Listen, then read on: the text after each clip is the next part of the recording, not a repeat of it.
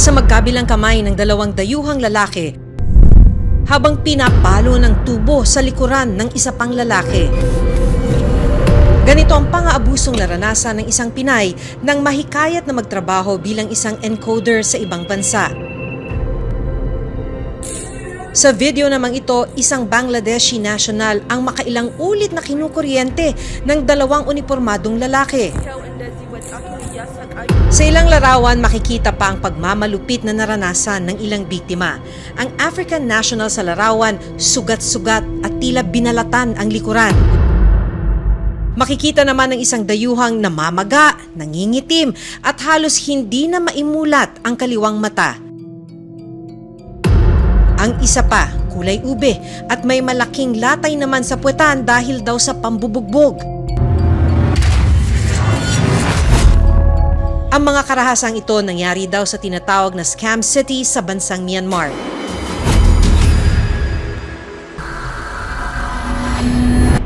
Sa ikalawang bahagi ng ating special report, papasukin naman natin ang mundo ng scam hub sa ibang bansa, kung saan may mga Pilipinong nabibiktima. Ano-ano ang kanilang mga naging karanasan? Ano ang kwento sa likod ng mga pang-aabuso? Makaligtas pa kaya ang mga biktima?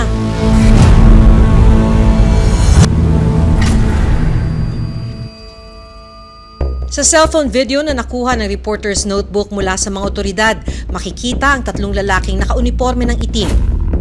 Ang isa sa kanila may hawak na tubo at itinuturo ang babaeng nakaupo sa kama.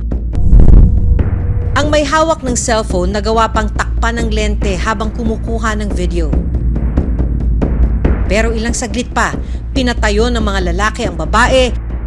Hinawakan siya sa magkabilang kamay ng dalawang lalaki. Habang ang ikatlo na may hawak ng tubo, paulit-ulit na pinalo ang babae.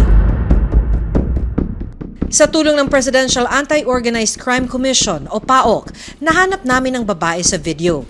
Itinago namin siya sa pangalang Janine. Kuha raw ang nasabing video sa bansang Myanmar. Kwento ni Janine, taong 2022, isang kakilala niya ang nag-alok ng trabaho sa bansang Thailand. Mula raw kasi sa sweldo niyang 18,000 pesos bilang lady guard noon, pwede siyang kumita ng hanggang 80,000 piso sa Thailand. Ninalok niya sa akin na encoder, tapos makakapunta din kaagad. Kinagabihan, isang Chinese national daw ang nag-interview sa kanya online. Mag-send ka ng video mo na introduce yourself. Mga ilang minuto, sabi niya sa akin, approve na daw. Siguro mga ilang isang oras ganun. May sinend na sa akin na ticket. Ang bilis. Kinabukasan, agad na nakalipad si Janine papuntang Thailand. Sinalubong siya roon ng isang kakilala. Ang problema, Sabi niya, ganito ha, hindi pala encoder trabaho mo. Sales marketing. Alam ko sales marketing, may quota yan. Sabi niya, hindi ate, walang quota yun. mula Thailand, bumiyahe at muli raw sumakay ng eroplano si Janine. Nang makalapag si Janine, nasundan pa ang kanyang biyahe ng pagtawid sa isang ilog. Ito na pala yung border ng Thailand at Myanmar sa tinatawag na Mae Sot District. Doon nila ako binaba. Tapos yung sinakyan ko, parang kumbaga para siyang bangka. Ang hindi alam ni Janine, sa tinatawag na Scam City sa Myanmar pala siya mapapadpad. Mistulan daw isang malaking syudad ang lugar. Sa mapa, makikita kung gaano karaming gusali at gaano kalawak ang Scam City. Pagpasok ko dun sa opisina, nung gabi na, tapos may inabot sila sa akin na script. Yung script, parang siya, chatting. Ang naging trabaho ni Janine, scammer. Marami na akong mga kasama, mga Chinese. May isang Pilipino, dalawa kami Pilipino pa nung time na yun. At ang ipinangakong 80,000 pesos na sahod, 23,000 pesos lang pala. Gusto man niya umatras, wala na siyang nagawa dahil pinagbabayad siya ng mahigit 370,000 pesos. ang sapilitang ipinagawa sa kanya, love scam, kung saan paiibigin nila ang kanilang biktima. At kapag nahulog na sa patibong, dito na nila pipiliting mag-invest ng pera ang biktima. May nadala rin sila na computer, tapos may script, may pinabasa sila. Yung script parang ano siya, chatting sa doktor, sa lawyer, sa businessman. Ang problema, sabi ni Janine, sa tuwing hindi raw sila nakakaabot sa itinakdang quota na mahigit 27 million pesos sa loob ng isang buwan, dito na nangyayari ang pananakit sa kanila bilang parusa. Pag hindi ka makahanap ng kachat mo na mayayaman, na active, may mga penalty na sila. Kasi may iba na nag-exercise, may iba naman na nag-squat. Yung sa amin, pinapag-jogging kami 9 laps. Mainit yun, tanghalin tapat. Ito yung actual video na sinasabi ni Janine, nakuha sa loob mismo ng Scam City sa Myanmar. Kung makikita ninyo, ilang beses silang pinapatakbo kahit na tanghaling tapat. Parte raw ito ng kanilang parusa kung hindi nila naaabot ang kanilang quota. Dahil sa takot, ginusto na ni Janine na makauwi sa Pilipinas. Nang malaman ito ng kanilang boss, doon na raw siya pisikal na sinaktan. Naging bihag siya ng mga dayuhan. May mga pagkakataon din daw na hinihinga ng pera ang kanyang kaanak kapalit ng kanyang kalayaan. Kinulong na kami noon, 10 araw. Nanghihingi sila sa pamilya namin na magpadala ng pera. Pag hindi nagpadala, doon na kami hinahampas. Where's money? Ganun. Pag sa akin wala, doon na nila ako binubugbog. Pinapahawak ako sa 2 Burmese nakadipang. Sa tulong ng Philippine Embassy at Police Attaché sa Thailand, May 2023, na-rescue at napauwi si Janine sa Pilipinas. Karaniwang entry point daw ng mga nagiging biktima sa Myanmar at mga kalapit na bansa ang Thailand. Mula Bangkok, Thailand, tinatayang 8 oras na biyahe o halos 500 kilometro pa ang kailangang baybayin ng mga nagiging biktima para marating ang border ng Thailand at Myanmar na Mae Sot District. Dahil hindi dumaan sa immigration, may tuturing na undocumented ang mga biktima ng human trafficking. Kung tinawid kayo sa Myanmar, ang problema, hawak yon ng mga rebelde, ng mga external armed groups na tutol sa official government ng Myanmar. So pati doon, may problema tayo. Sa mga larawang ibinigay sa reporter's notebook ng Police Attaché ng Pilipinas sa Thailand, makikita ang mga pasa at sugat sa iba't ibang bahagi ng katawan ng ilang biktima. Sa larawang ito, makikita ang babae na may malaking latay sa may puwetan. Ang isa namang dayuhan na mamaga at nangingitim ang kaliwang mata. Sa investigasyon, lumabas na isang Chinese mafia boss ang tumusok ng stick sa mata ng biktima. Nakabenda naman ang braso ng isa pang biktimang ito. Nabali raw ang kanyang buto nang makaranas ng pananakit sa Scam City. Habang ang isa pang lalaki, halos malapnos na ang kanyang buong likod matapos sunugin dahil nahuli raw na humihingi ng tulong sa mga otoridad. Sa video namang ito, isang Bangladeshi national ang makailang ulit na kinukuryente ng 2 unipormadong lalaki dahil hindi raw naabot ng dayuhan ng quota sa loob ng scam hub. Ang mga biktima walang kalaban-laban habang paulit-ulit na nakararanas ng pananakit sa loob ng scam hub. Sabi ng mga otoridad, meron namang nakakatakas at nakakaalis na mga biktima sa Scam City. Ang mga sinasabi lang nakakauwi, yun yung mga pinapadala ng mga Chinese boss doon sa sinasabi nilang military camp. Yung mga alam nilang wala nang pakinabang sa kanila, hindi na nakaka-scam, yun yung mga pinapa-turnover na sa military.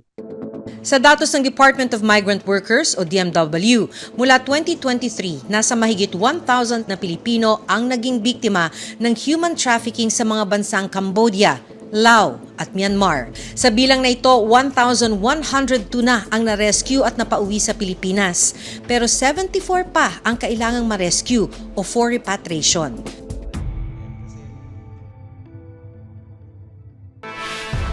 March 2025, 30 Pinoy na mga biktima ng human trafficking ang nasagip sa Scam City sa Myanmar.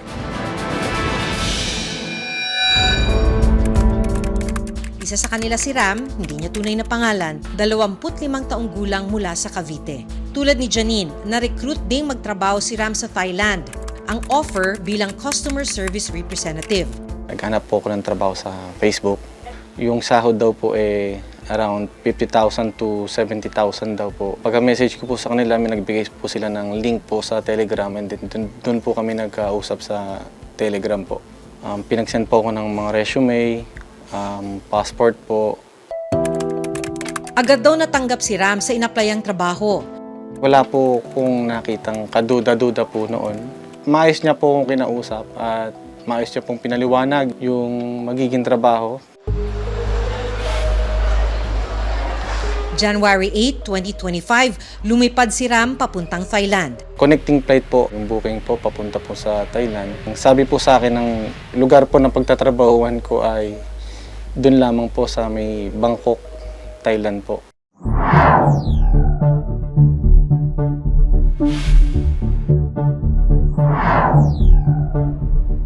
Gaya ni Janine, tumawid rin si Ram sa ilog na boundary ng Thailand at Myanmar. Nang makarating sa Scam City, doon na nalaman ni Ram na scammer pala ang kanyang magiging trabaho. Gusto ko pong umuwi na po noon that time. Kaso po, ang sinabi po sa akin, kung uuwi po ako, sasagutin ko daw po lahat ng expenses na ginastos po nila sa akin. Love scam din ang modus na ipinagawa kay Ram.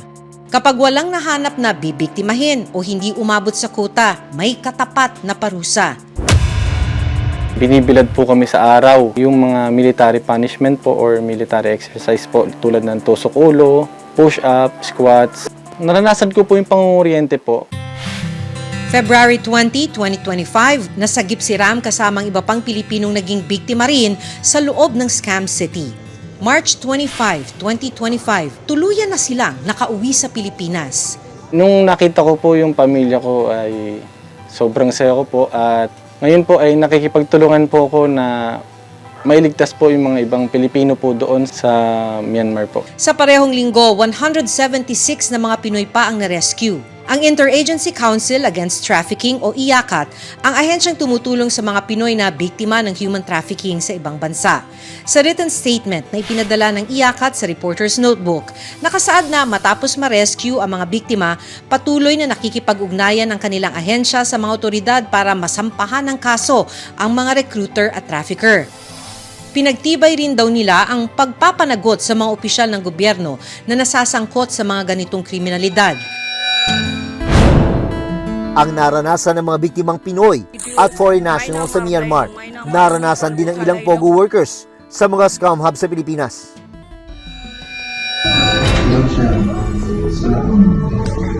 Sa cellphone video na ibinigay ng PAOK sa Reporter's Notebook, makikitang nakaluhod ang isang Chinese national.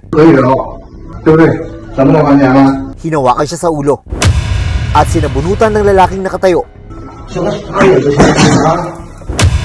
Ilang sandali pa, isilubsob at inapakan sa ulo ang Chinese.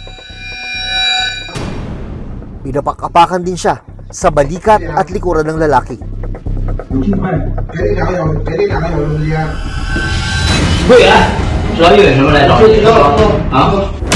Sa isa pang video, isang lalaking Chinese na may pasa sa muka ang makikitang nakaupo. Maya-maya pa, sinabunutan siya ng isa pang lalaki na hindi nahagip sa video.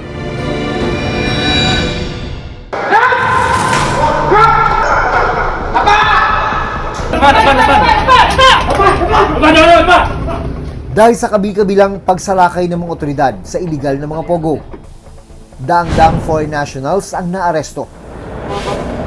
Sa gusaling ito, dating may nag-ooperate na legal na pogo. Pero taong 2023, nagsimula ng makatanggap ng mga report ang Presidential Anti-Organized Crime Commission na may mga nangyayaring krimen dito sa loob ng gusali, gaya ng human trafficking, prostitution, at meron din daw scamming activities. Kaya noong October ng taong ding yun, naglunsad ng operasyon ang mga law enforcement agencies ng pamahalaan.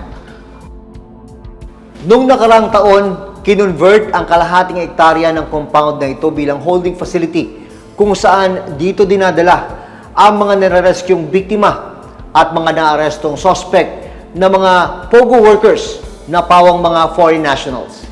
Ito ang itsura ng holding facility dito sa Pasay kung saan nakadetain ang mahigit 250 na mga arestadong POGO workers. Iba't ibang lahi ang mga nandito. May kanya-kanya naman silang kutsyon. Malamig naman dahil may aircon.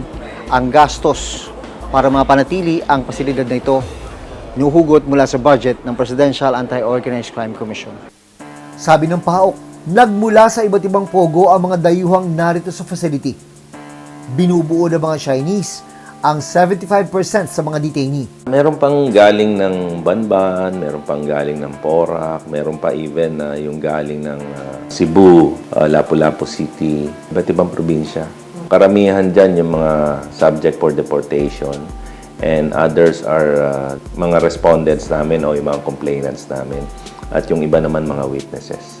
Abinado ang PAOK na dahil sa dami ng kanilang naaresto, may overcapacity na sa pasilidad. Yung normal, yung ideal, it can hold about siguro mga 500 to 600 detainees or yung mga nahuli natin sa mga POGO hubs. Now, it's about 920 yung nandyan namin. And talagang siksika na. Doon na sila kumakain, doon na sila naliligo, doon na rin sila natutulog. That's why, pag may nagkasakit ng isa, naghahawa-hawa sila. Isa raw sa dahilan ng overcapacity na hindi madali ang pagproseso ng deportation o pagpapauwi sa mga dayuhan. May mga coordination tayong ginagawa, specifically with their embassies. Kaya lang hindi ganun kasi kadali pag-process. They have to undergo yung mga biometrics and we have to check on their clearances. Sabi ng Bureau of Immigration na siyang nangangasiwa sa deportation, kawalan ng travel document ang isang dahilan kung bakit hindi agad napapauwi ang mga nahuling dayuhan. Usual modus ng kanilang employers, kinukuha ang kanilang pasaporte para hindi sila basta makakaalis. So, hindi sila makakapag-travel ng walang travel document. Isa pa pong pain point sa atin is yung kanilang ticket, yung outbound ticket, which is supposedly shouldered by the individual, yung foreign national mismo. Susunod, February 2020, naging laban ng balita ang Pastilla Scam, kung saan sangkot daw ang ilang tauhan ng Bureau of Immigration. Doon nakita natin na basta magbigay ka, tapos magkakaroon ka ng luwag doon sa mga ina-apply mo, whether visa yan o kung ano man yung problema mo. So, noong mga panahon na yon, talagang parang ang pakiramdam nila lahat na babayaran.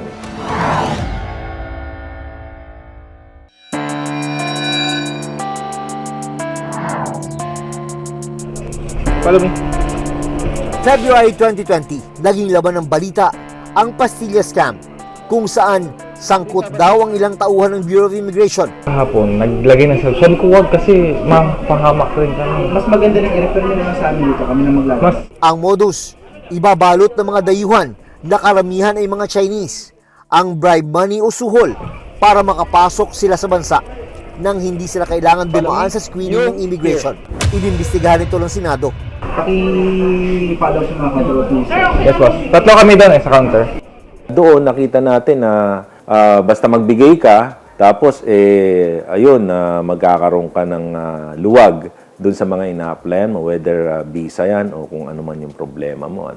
So, noong mga panahon na yon, talagang parang ang pakiramdam nila lahat na babayaran. Kinuna namin ng pahayag ang Bureau of Immigration para pasagutin kung ano nga ba ang nangyari sa kaso. Mahigit sa 40 po sa kanila ay naalis po sa trabaho dito po sa Bureau of Immigration. Na-elevate po ito sa Department of Justice at nasampahan po ng appropriate na mga kaso, yung mga sinasabi po na involved sa DOJ as well as sa Ombudsman. Pagtitiyak ng Bureau of Immigration, hindi na mauulit ang ganitong modus sa kanilang ahensya. Malaki po yung naging changes sa Bureau of Immigration mula noon hanggang ngayon dahil marami na tayong additional technological safeguards na nakalagay po dito sa ating front lines, dito po sa ating mga paliparan in particular. Follow me. Para sa isang political analyst, may epekto sa imahe ng bansa ang ganitong insidente ng katiwalian. mga kaso ng pang-aabuso, at ang hindi pa natutuldok ang operasyon ng offshore gambling. Many of this actually creates a not so good effect, no? Hindi lang sa komunidad, kundi doon sa ating lipunan as a whole. And even our international reputation, na parang nagiging safe haven tayo, no? Parang kinakanlong natin itong mga kriminal na to just because many of our officials are being bribed.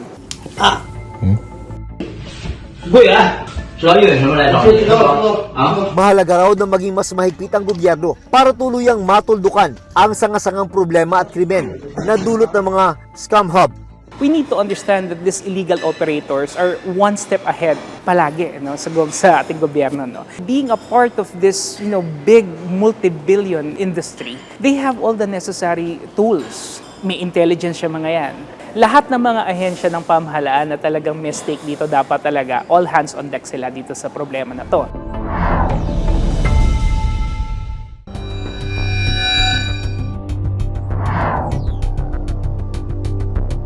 Magandang oportunidad, maayos na trabaho, at malaking sweldo. Ilan ito sa mga dahilan kaya kumakagat ang ilan na magtrabaho sa ibang bansa. Ang problema, may mga alok na mapanlinlang at nakatutukso. Nakalaunan na uuwi sa pang-abuso. Dapat lang na mahuli at mapanagot ang mga sangkot dito. Follow me. Lalo na ang mga kasabwat sa gobyerno. Hanggang sa susunod na Sabado, ako si Maki Pulido. Ako si Jun Veneracion at ito ang Reporter's Notebook.